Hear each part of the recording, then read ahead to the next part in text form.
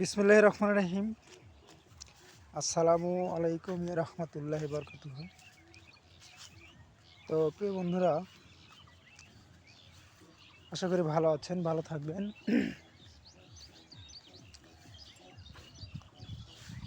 বিকেলের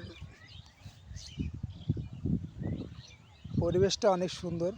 আমি এখন খুব একটা ভালো জায়গাতে আছি। দেখেন, আমার চতুর্পাশে ধান, চতুর্পাশে ধান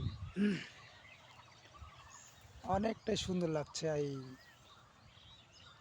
সবুজে সবুজে ভরা, এত সুন্দর ধান হয়েছে এবং ধানের কালারটা খুব সুন্দর। তো কিছু কিছু ধান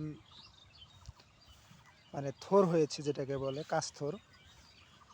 হয়তো আর কিছুদিন পরে এই ধানটা পরিপূর্ণ থোর হয়ে বাড়াবে, মানে সিজ বাড়াবে যেটাকে বলে।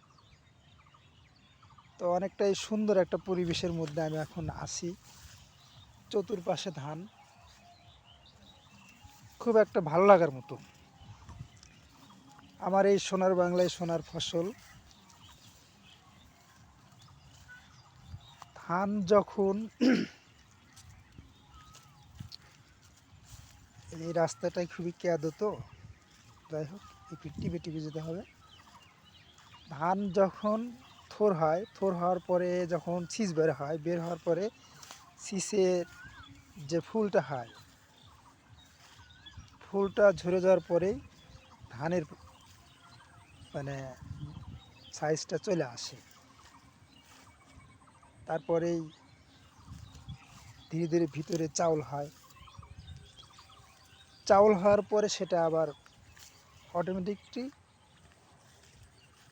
আল্লাহর কুদরতে এটা সোনালি কালার হয়ে যায়, অর্থাৎ যাকে বলে যে পাকা হলুদ বর্ণের হয়।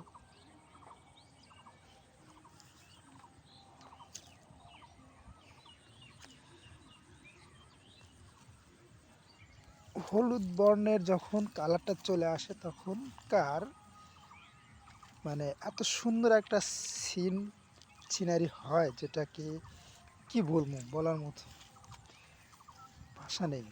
তো এখন যেমন ধরেন একরকম দেখাচ্ছে, সম্পূর্ণ চড়াটাই হচ্ছে সবুজে সবুজে ভরা, অনেক সুন্দর, অনেক সুন্দর লাগতেছে।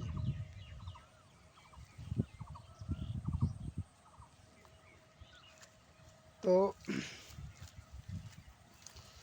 যখন এটা সব হলুদ, ধানের কালারটা যখন হলুদ হয়ে যায়, পুরো চড়াতে যখন একই রকম প্রভাব থাকে, এখন যেমন পুরোটাই সবুজে ভরা, তখন পুরো চড়াটাই হবে হলুদে ভরা।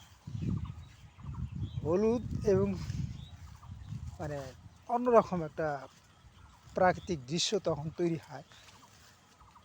আলহামদুলিল্লাহ, সবই মহান আল্লাহ তাআলার সৃষ্টি এবং তারই ইশারায় সব কিছু হয়।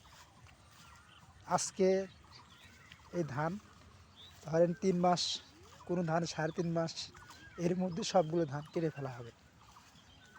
এটাকে মাড়াই করে ধানটা পরিপূর্ণ কৃষক বের করে কিছুটা খাবার জন্য রাখবে, কিছুটা বিক্রির জন্য প্রস্তুত করবে। আবার হয়তো কিছুদিন এই ক্ষেতটা কয়দিনের জন্য আগলা থাকবে, তারপরে আবার চাষ শুরু হবে। তখন আবার পাট পাট চাষ হবে। এইভাবে কৃষকের কৃষি মানে ফলন, কৃষি জমিতে কৃষি ফলন উৎপাদন করে তারা, এবং তাদের অনেক পরিশ্রম হয়। যারা এগুলোর ভিতরে থাকে না, তারা তো অতটুকু বুঝবে না যে আসলে কৃষকের কতটুকু পরিশ্রম এইসবেতে হয়।